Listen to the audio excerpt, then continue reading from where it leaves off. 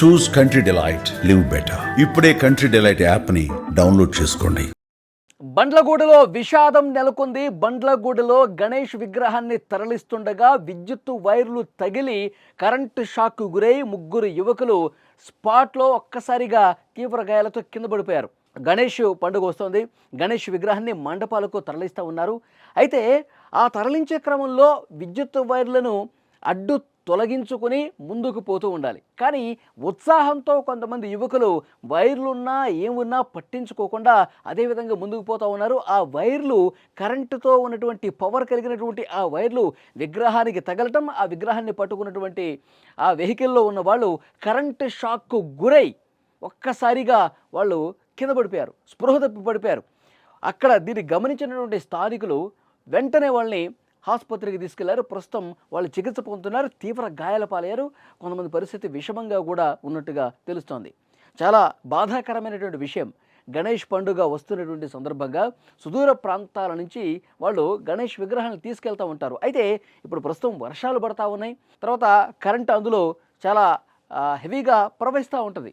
ఆ వైర్స్లో ఆ విద్యుత్ వైర్లు అనేవి కిందకి జారిపడి ఉంటాయి, వేలాడుతూ ఉంటాయి. చాలా జాగ్రత్తగా ఉండాలి. ఒక కర్ర తీసుకొని, ఒక పొడవాటి కర్ర తీసుకొని విగ్రహానికి అడ్డొచ్చినటువంటి ఆ వైర్లను పైకి లేపి లేదంటే అడ్డు తొలగిస్తూ విగ్రహాన్ని ముందుకు తీసుకెళ్తూ ఉండాలి. కానీ కొంతమంది యువకులు ఏం చేస్తున్నారంటే దీన్ని కనీసం పట్టించుకోవట్లేదు.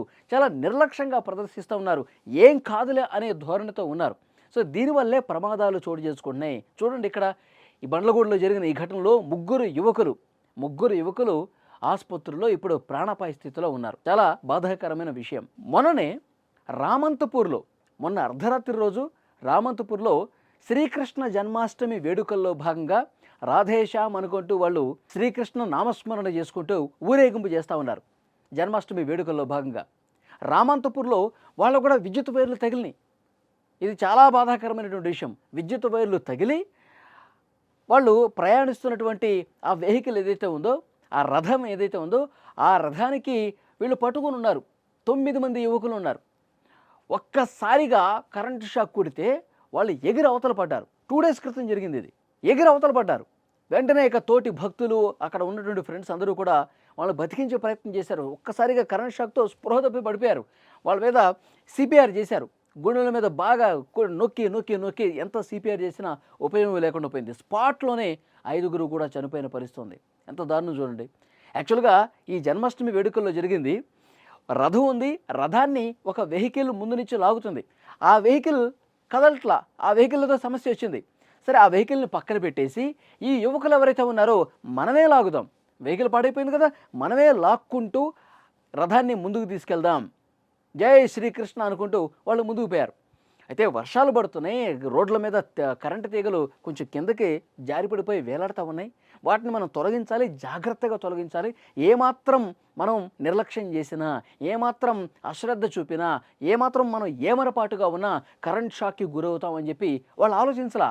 వాళ్ళు ఒకటే సందడి చేసుకుంటూ, ఊరేగింపు చేసుకుంటూ వాళ్ళకు ఉత్సాహంతో ముందుకు పోతున్నారు. జాగ్రత్తలు కనీసం తీసుకోకపోవటం వల్ల ఇలాంటి ఘటనలు జరిగినటువంటి పరిస్థితి ఉంది. పాపం 5గురు స్పాట్లో చనిపోయారండి. ఎంత దారుణం. ఆ కుటుంబాలు రోధిస్తూ ఉన్నాయి. స్థానికంగా ఒక ప్రైవేట్ ఆసుపత్రికి హుటాహుటిన అంబులెన్స్ పిలిపించి తీసుకెళ్తే అప్పటికే చనిపోయి ఉన్నారని చెప్పి వైద్యులు చెప్తే కుటుంబ సభ్యులు, వాళ్ళ భార్యలు ఏడుస్తూ ఉన్నారు, కన్నీళ్లు పెట్టుకుంటున్నారు. వాళ్ళకి చిన్న పిల్లలు ఉన్నారు. చూసారా, ఒక చిన్నపాటి నిర్లక్ష్యం, ఒక చిన్నపాటి అజాగ్రత్త కుటుంబాల్ని రోడ్ల మీదకి తీసుకొచ్చినటువంటి పరిస్థితి ఉంది. ఇప్పుడు వాళ్ళకి కుటుంబం పెద్ద పోతే ఆ కుటుంబాన్ని సాకేది ఎవరండి? ఆ చిన్న పిల్లలు ఉన్నారు. వాళ్ళ భవిష్యత్తుకి ఆధారం ఏంటండి? మనం రోడ్ల మీదకి వచ్చి ఉత్సాహంగా విగ్రహాలు తీసుకుపోతాం, మన పండగ వాతావరణంలో ఉంటాం. కానీ జాగ్రత్తలు తీసుకోవాలి. కనీసం జాగ్రత్తలు పాటించకపోవటం వల్ల జీవితాలు నాశనం అయిపోతున్నాయి కదా. సో డెఫినెట్గా ఇప్పుడు పండగల సీజన్ ఇది. బండ్లగూడలో కూడా గణేష్ విగ్రహాన్ని మండపాన్ని తీసుకెళ్తుంటే నగదు ఘటన జరిగింది. అందులోనూ వర్షాలు పడతా ఉన్నాయి. సో డెఫినెట్గా ఈ పండుగల సమయంలో, ఊరేగింపుల సమయంలో యువకులందరూ జాగ్రత్తగా ఉండాలి. విగ్రహాల్ని మండపానికి తీసుకెళ్లేటప్పుడు కావచ్చు, మండపం నుంచి ఊరేగింపు చేసేటప్పుడు కావచ్చు, నిమజ్జనానికి తీసుకెళ్లేటప్పుడు కావచ్చు, చాలా జాగ్రత్తగా ఉండాల్సిన అవసరం ఉంది. జీవితాలు కోల్పోయే ప్రమాదం ఉంది నిర్లక్ష్యం చేస్తే. సో డెఫినెట్గా పోలీసులు కావచ్చు, అధికారులు కావచ్చు అవగాహన కల్పిస్తూ ఉన్నారు. కరెంటు తీగల పట్ల జాగ్రత్తగా ఉండాలి. ఎందుకంటే హై టెన్షన్ వైర్లు ఉంటాయి. వర్షాకాలంలో కిందకి జారబడి ఉంటాయి. అందులో కరెంటు ప్రవహిస్తూ ఉంటుంది. మీరు ఏం కాదులే అని చెప్పి ముందుకు పోతే ప్రాణాలు కోల్పోయే ప్రమాదం ఉంది. చాలా అంటే చాలా జాగ్రత్తలుగా తీసుకొని ముందుకు పోవాల్సిన అవసరం ఉందని చెప్పి ఇప్పుడు ప్రస్తుతం అధికారులు చెప్తున్నారు.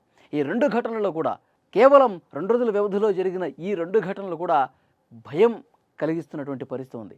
తీవ్ర విషాదం హైదరాబాద్లో ఈ 2 ఘటనలు. కాబట్టి యువకులందరూ ఉత్సాహంగా ఇలాంటి ఊరేగింపులు చేసేటప్పుడు జాగ్రత్తలు తీసుకోండి.